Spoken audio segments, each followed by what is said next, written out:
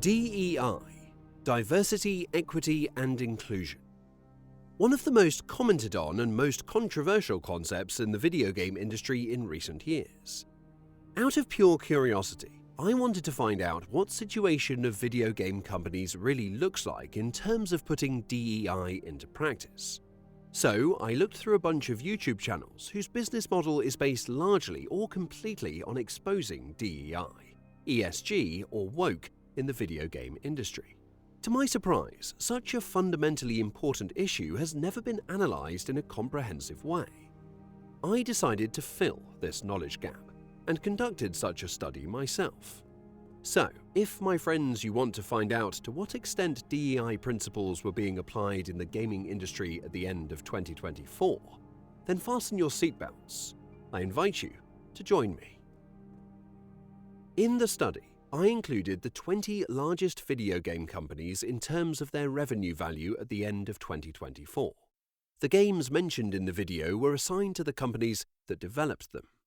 I obtained all information from the official strategic and information documents of these companies, as well as from their official websites.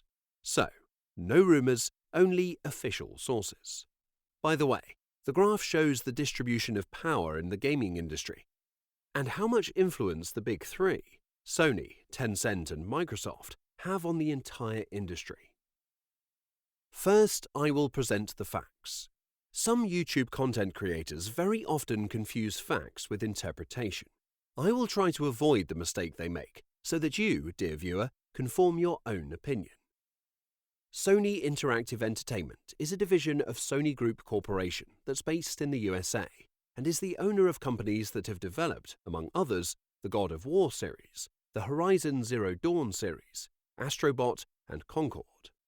On the website and in corporate documents, support for DEI is repeatedly indicated, including activities related to increasing the proportion of women in their workforce, the number of people from places other than Japan, and active participation in initiatives such as the Pride Index. Here's a quote from the report.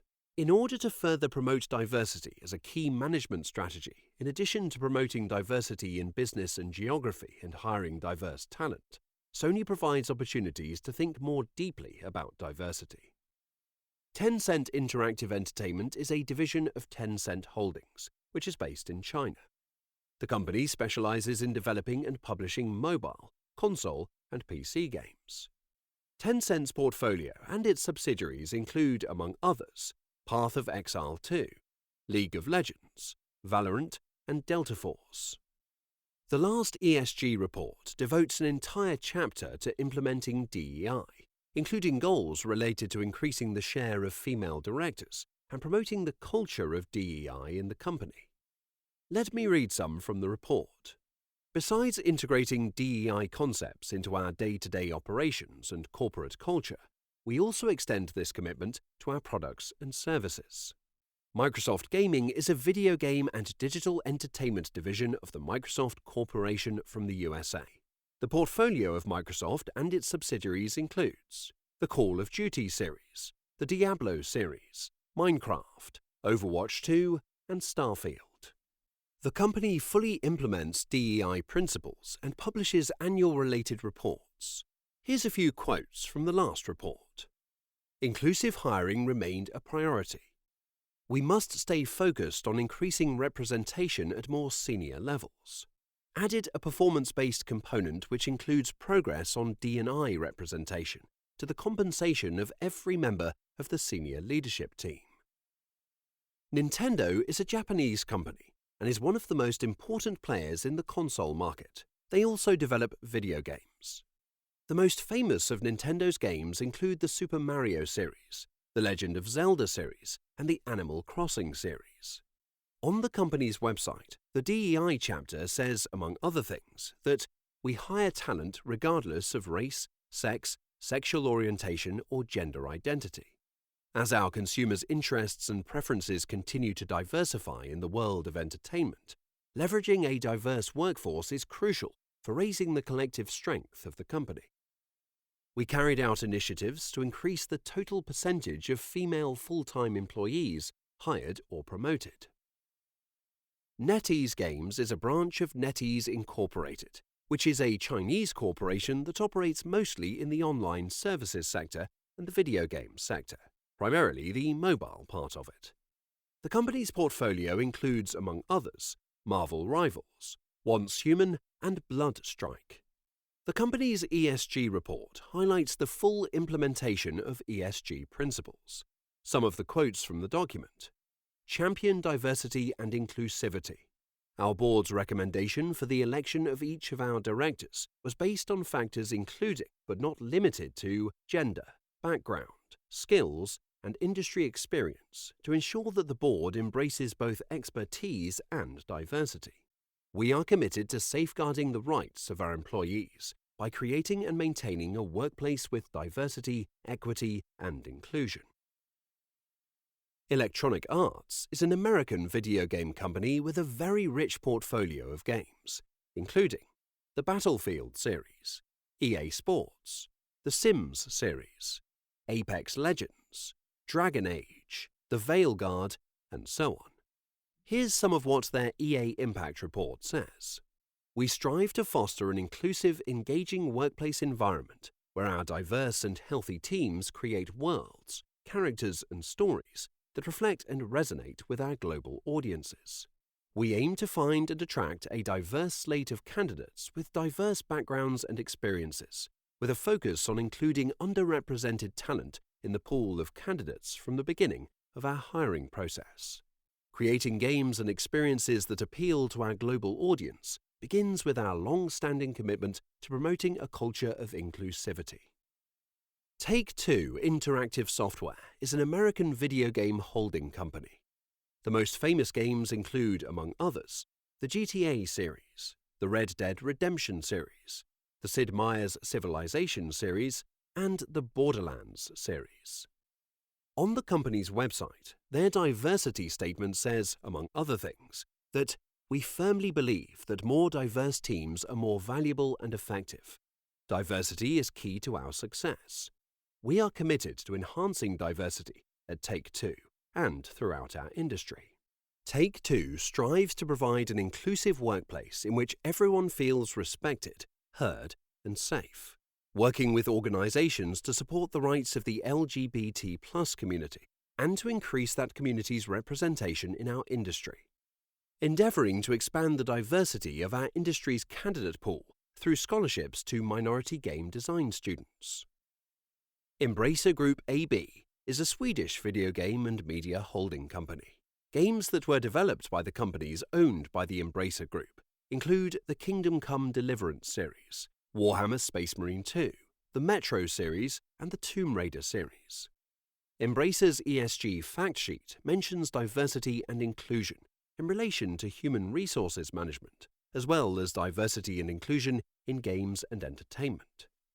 The Code of Conduct, which applies to all of the entities in the holding company, says that equality of opportunity, diversity, inclusion, and fair and respectful treatment of others play a key role. We recruit and promote the best by considering competence and individual suitability. However, if there are two equally skilled candidates, diversity will be considered in the recruitment decision. We believe that we become stronger and more competitive as a company by employing people with different backgrounds and experiences, and from different cultures. Next on our list is miHoYo, a Chinese game developer known best for developing Genshin Impact and Honkai series. miHoYo's official website doesn't have any information about the company's management. I couldn't find any corporate documents, maybe because you have to know Chinese in order to find it. So, in this study, there's no data about the company's status. Roblox Corporation is an American company that develops the Roblox game. The corporation proxy statement indicates a number of activities specific to DEI. For example, I quote, "The assessment of director qualifications may include diversity with respect to professional background, education, race, ethnicity, gender, that contribute to the total mix of viewpoints and experience represented on the board. To help focus our core values and to promote and support DEI, we have established several affinity groups. They include groups for women, racial and ethnic minorities, and people who identify as LGBT+. Playtika Holding Corporation is an Israeli digital entertainment company specializing mainly in mobile and online games, including gambling games, such as the World Series of Poker Texas Hold'em game. The company implements the diversity and inclusion principles in their human resources management. The company doesn't create games for computers and consoles, so I didn't conduct a more detailed analysis of the strategic documents. Ubisoft Entertainment SA is based in France and is one of the most well-known video game developers. The company's products include, among other, the Assassin's Creed series, the Far Cry series, Skull and Bones, and Star Wars Outlaws. The company emphasizes that their policy is full implementation of DEI policy. As a result, DEI is an important element of their human resources management, which influences the recruitment process. Quote, to build the most inclusive and diverse teams across all fields, and also influences the final product. Quote, to create gaming experiences that push representation forward by embedding diversity and inclusion across our processes. Nexon is a South Korean video game developer, known primarily for free-to-play and mobile games, such as the Dungeon and Fighter series or the Maple Story series. In its corporate governance basic policy, Nexon declares the implementation of the diversity policy, which consists of creating working conditions where diverse personnel and various values and ways of thinking can fully utilize their individuality and abilities, regardless of race, sex, religion, sexual orientation, gender identity, etc. 37 Games is a Chinese company that primarily develops browser and mobile games, mostly for the Asian market. The website and all the information on it is published in Chinese. Unfortunately, I don't know Chinese, so I couldn't get any information about the company. Square Enix Holdings is a Japanese holding company that specializes in entertainment, and they develop video games too. The company's most well-known games include the Final Fantasy series and the Dragon Quest series. Their website's business section says that the company follows DEI principles. The Square Enix Group believes in the importance of fostering diverse and inclusive workplaces.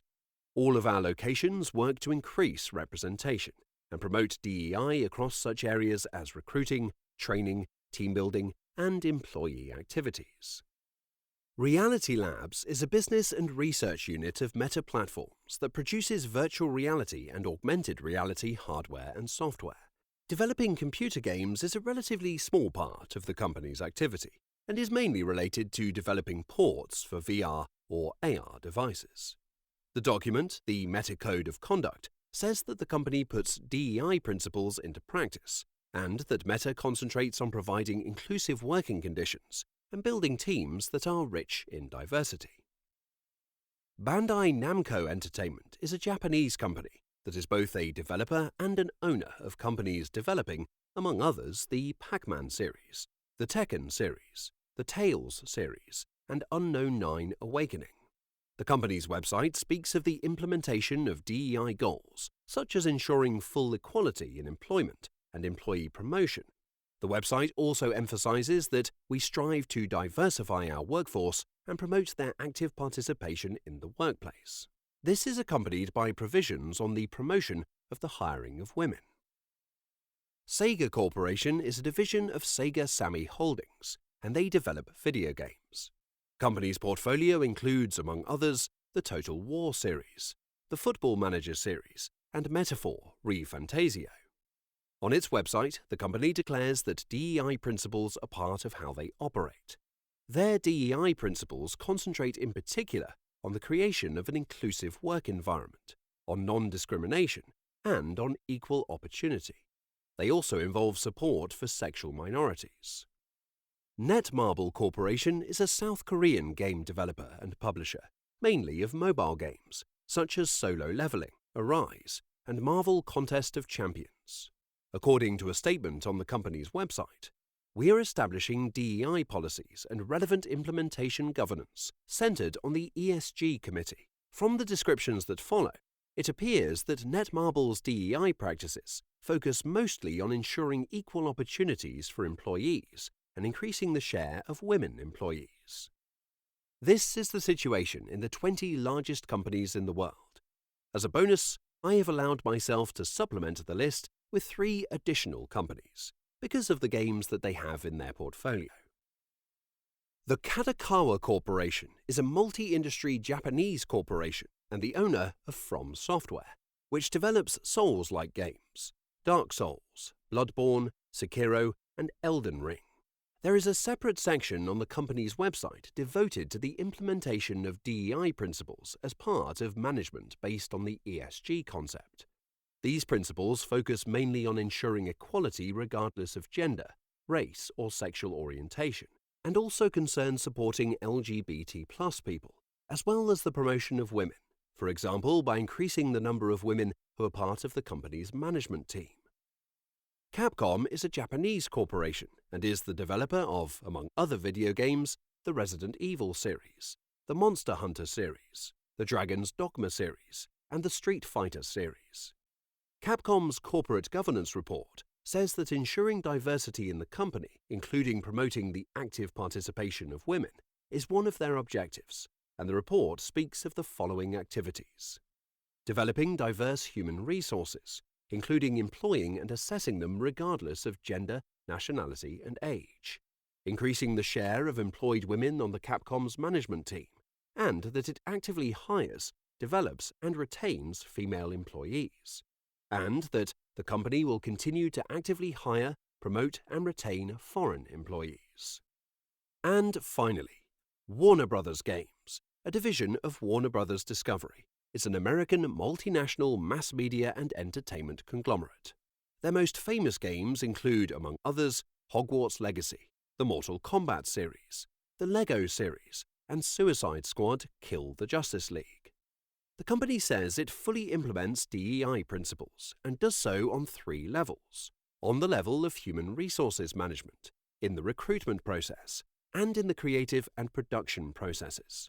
DEI principles therefore directly and intentionally influence the final product, that is, games. Those are the facts. Now for a brief analysis. A detailed reading of company documents indicates that DEI practices are used on widely differing scales. The first dimension of DEI is employee management practices, including promotion procedures. The most frequently emphasized is the need to provide the best, most equal, and most inclusive working conditions. The need to increase the participation of women and other minorities too in management is mentioned a lot. However, it's usually not totally clear how this is done in practice, whether it's done in a natural way by implementing the principles of full equal opportunity and eliminating hidden discrimination against women in the promotion process, which is hinted at in the content of some documents, or rather the opposite, by limiting equal opportunity and actively, consciously, deliberately increasing opportunities for women and other minority groups. The second dimension of DEI is the process of recruiting employees, and this too is rather unclear and ambiguous. Most often it seems to be about ensuring full equality of opportunity, for example for women, disabled people, and so on. But sometimes it seems to be about consciously increasing the chances for certain selected minority groups to be hired and promoted, which would appear to violate the principle of equal opportunity. The third dimension of DEI is the social activity of the company. Social activity is most often associated with organizing a series of trainings or mentoring programs, such as those for disabled people or women. It should be noted that, in most cases, the provisions of the regulations of these programs exclude any connection with the recruitment process, in particular when they are intended for secondary school students. The organization of such training and mentoring programs often has to do with the availability of public funds devoted to purposes of this sort, and with the laws in individual countries that promote support for marginalized groups. The fourth dimension is the application of DEI principles in products. Most companies' documents don't say anything about the application of DEI principles in the video games themselves. However, sometimes it's impossible to find such provisions, and they can even require the introduction of diversity and inclusion in the actual video games. For example, Warner Bros. And Ubisoft. Ubisoft is a good example of this. the company created a position of Vice President for Global Diversity and Inclusion. This Vice President is responsible for changing the entire organizational culture of the company. One thing she's already done is change the recruitment policy for new employees in terms of diversity, and she did it by changing the definition of talent. She also influenced the game development process by requiring the use of inclusivity and diversity principles in games. It has to be said here that she has absolutely no professional experience whatever in the field of game creation, so she may not even be aware of the effect she has on the quality of the games, especially in terms of the consistency of world building, in the consistency of the narrative, and in player immersion. This vice president position is a classic example of the lack of coherence between the scope of power, the scope of knowledge and skills, and the scope of responsibility for the actions that are taken. Such inconsistency can have a destructive impact on the operation of any company, regardless of its business profile. Conclusions. The vast majority of the most popular games today were developed in companies that implemented DEI principles. DEI practices vary significantly. Most often they directly affect employee management. Sometimes they also affect the recruitment process, and sometimes they have a direct impact on the game development process. The latter two practices, DEI in employee recruitment and game development, potentially can have the most negative impact on the operation of companies and the quality of their products. But this is a very broad topic that should be addressed in a separate movie. In the years 2023 to 2024, Warner Bros. Released two games, Suicide Squad: Kill the Justice League and Hogwarts Legacy. Both games were developed by companies owned by Warner Bros. The first of these games became a symbol of one of the biggest failures in the history of the gaming industry, while the second game achieved great commercial success. This shows that game development is a very, very complicated process. It depends on many factors, and understanding the reasons for the success or failure of a game requires a comprehensive analysis of the company. Reducing them to a binary statement, the company implemented or did not implement DEI, does not bring us closer to the truth. What to do in such a situation? I will present you, dear player, a few options for action, and you, like you do in an RPG game, you can choose the one that suits you best. Option 1. I won't play any game developed by a company that's infected with DEI. Although this opinion may seem a bit radical, it is expressed by some players on social media. If you want to apply this principle, then of course you have to be consistent and not play Marvel Rivals, Elden Ring, Path of Exile, Kingdom Come, Deliverance, Space Marine 2, Apex Legends, Monster Hunter, and many, many other games. Option 2. Since almost all companies are infected with DEI, there is nothing to play and life has no meaning.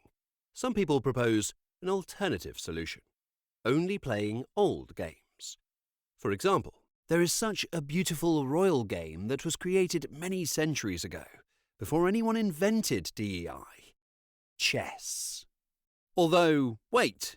The strongest piece in chess is the Queen. A strong, independent and dominant woman beating up weaker men. Chess is woke. If you oppose woke, don't ever play chess. Play checkers. Option 3. Judge the game by its quality, not by whether the company that created it implemented DEI or not. Because in the end, you're buying a product, not a company. So, judge the quality of the world-building project. Judge the gameplay, the storytelling, the level of immersion. Judge the game and only the game, nothing more. Don't waste your time arguing whether the CEO of the company is a man or a woman, what he wrote on X, whether he dyes his hair or is bald. There are much, much more enjoyable things to do in life. Option 4. Be an informed consumer. Never buy games on pre-order.